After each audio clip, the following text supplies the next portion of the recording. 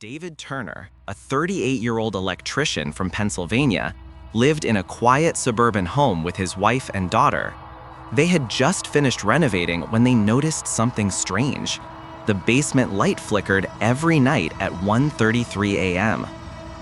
David assumed it was electrical issues, until one night he heard footsteps downstairs. Heavy footsteps. Slow, deliberate, pacing across the basement floor.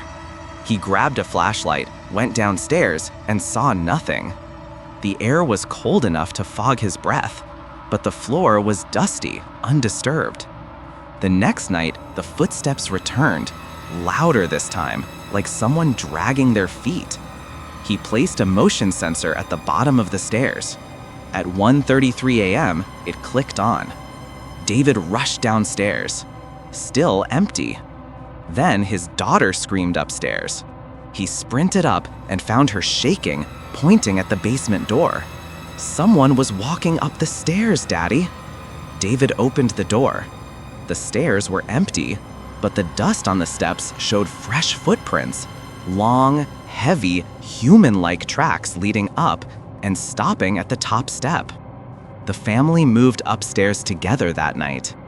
The next morning, David installed a night vision camera aimed at the steps. At exactly 1:33 a.m., the footage captured something horrifying. A shadow figure walked up the stairs, yet its feet never touched the steps.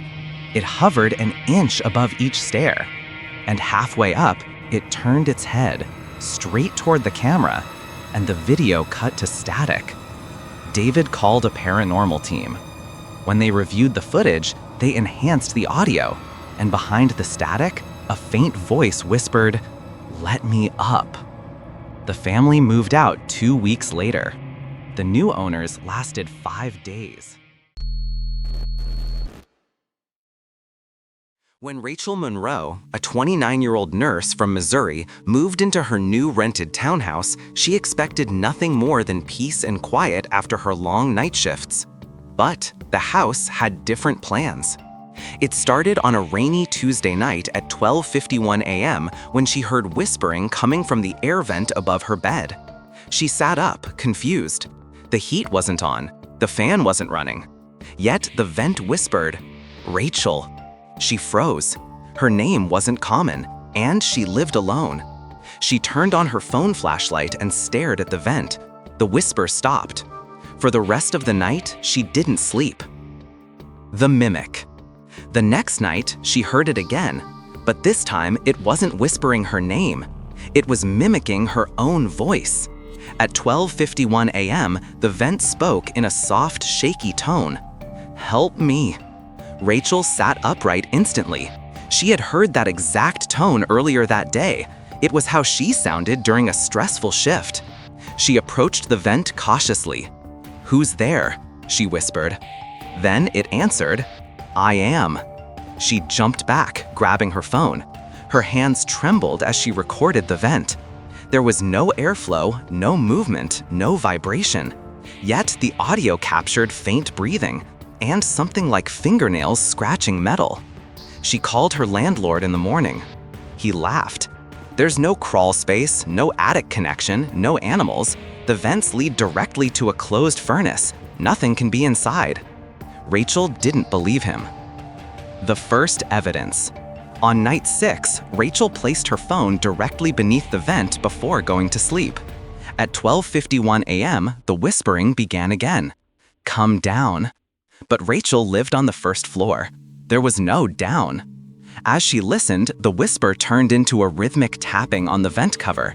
Slow, steady, like someone tapping their fingernails against the metal slats. Then the voice whispered something new. "I'm getting closer." Rachel grabbed her phone and turned on the light. The tapping stopped instantly. The next morning, she climbed onto a chair and inspected the vent cover. She gasped. There were scratch marks inside the vent, long, deep grooves, as if something with claws had been scraping its way upward toward her room. The night of the footsteps. On night 10, things escalated beyond sound. Rachel woke to creaking floorboards in the hallway outside her bedroom. Slow, heavy footsteps pacing back and forth. She held her breath, listening. Then the footsteps stopped, right outside her door. Something exhaled, a long, deep breath, and the vent whispered, "Open the door." Her heart hammered, tears streamed down her face. She dialed 911 and stayed on the line, whispering to the operator. The footsteps retreated.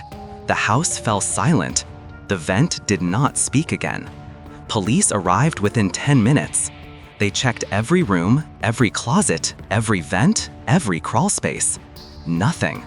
But one officer noticed something chilling. The vent slats had fresh dents, as if someone had pressed their face against them from the inside. Final night. Rachel slept in the living room for the next 2 nights. On night 13, at 12:51 a.m., the living room vent opened by itself. The metal cover clattered onto the floor. Rachel screamed and ran outside barefoot, calling 911 again. When police arrived, they found a piece of paper sticking out from inside the vent, old, yellow, covered in dust. Written on it in shaky handwriting, "I'm in the vents. I hear you." No fingerprints, no ink age, no explanation. Rachel moved out that morning. The property has been empty since. Neighbors say that on quiet nights, you can still hear tapping inside the walls. Slow, steady, patient, waiting.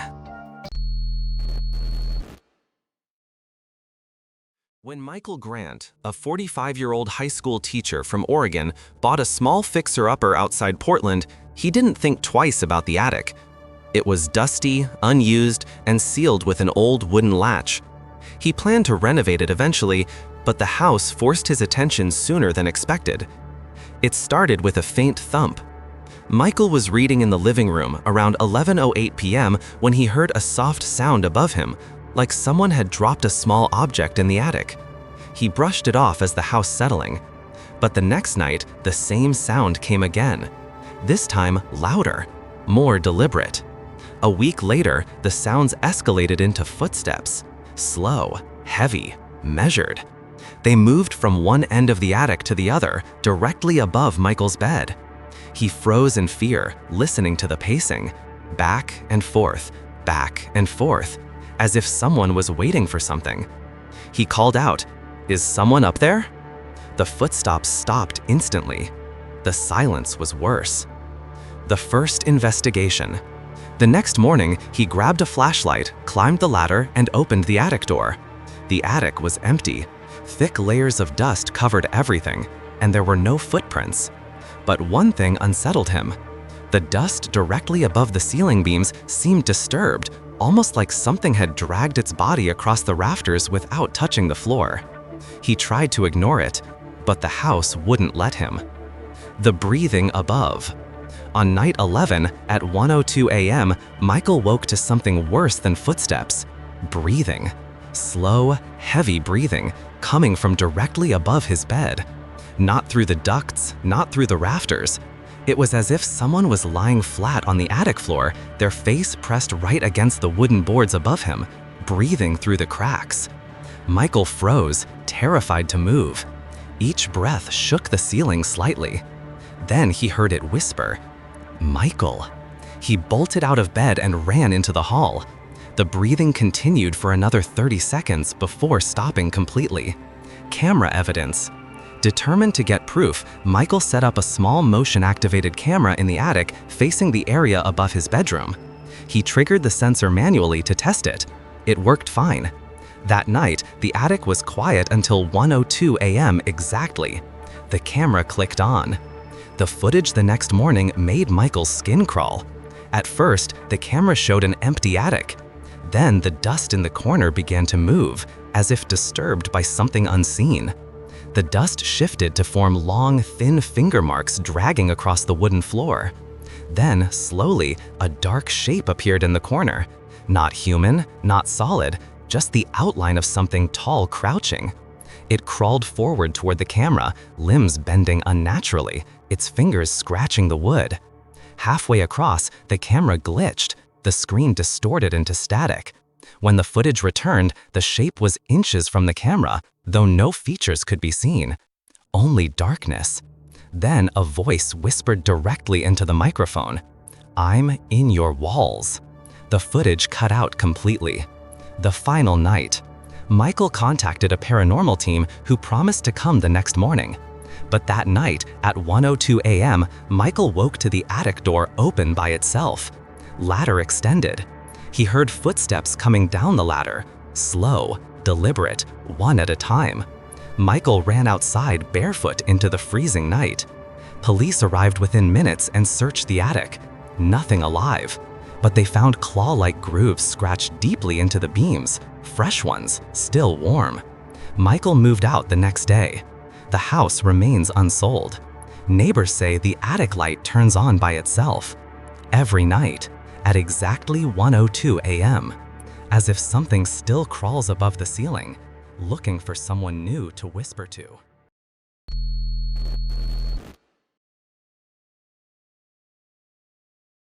When Olivia Sanders, a 32-year-old graphic designer from Virginia, moved into her new apartment, she expected the usual creaks and noises that came with old buildings. But she didn't expect the knocking. It began on the third night, at 12:14 a.m., when she heard 3 slow knocks on her bedroom wall. Knock, knock, knock.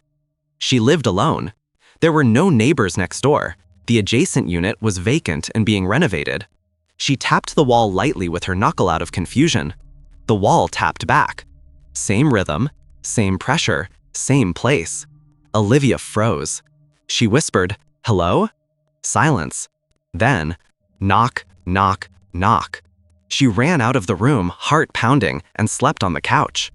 The second encounter. The next night at 12:14 a.m., the knocking returned. This time, louder. Olivia grabbed her phone and went to the wall. She recorded the sound as she whispered, "Who are you?" There was a pause. Then the knocking changed. Instead of 3 taps, it formed a pattern. Tap, tap, tap, tap, tap. A rhythm almost like Morse code. She looked it up the next morning. The pattern roughly translated to, "I see you." Olivia didn't sleep that night. Something behind the wall. On day 6, she asked a maintenance worker to check the empty unit next door. He returned pale. "The bedroom wall of your apartment, it's not connected to any other room. The owner sealed it years ago. It's solid structure behind there. No pipes, no wiring, nothing." Olivia felt her skin crawl. If no room existed behind the wall, who was knocking? She placed a baby monitor in her bedroom before sleeping on the couch again. At 12:14 a.m., it activated. The audio began with soft tapping, then slow breathing, then a voice so faint she almost missed it. Olivia. Her blood ran cold. The wall wasn't just knocking, it was speaking. The night of the breach. On night 10, the knocks turned violent. The entire wall shook as if someone was punching from the other side. Plaster dust fell from the ceiling. The baby monitor shook. The lamps flickered. Olivia grabbed her phone and backed into the hallway. The knocking stopped. Then, from inside the sealed wall, she heard footsteps. Not on her floor, not in her room. Inside the wall. Slow, shifting, crawling footsteps. Moving. Closer. Toward the point where the knocking had always been. Olivia whispered, trembling, "What do you want?" The footsteps stopped. A long silence followed. Then, something scraped against the wall, like long fingernails dragging downward.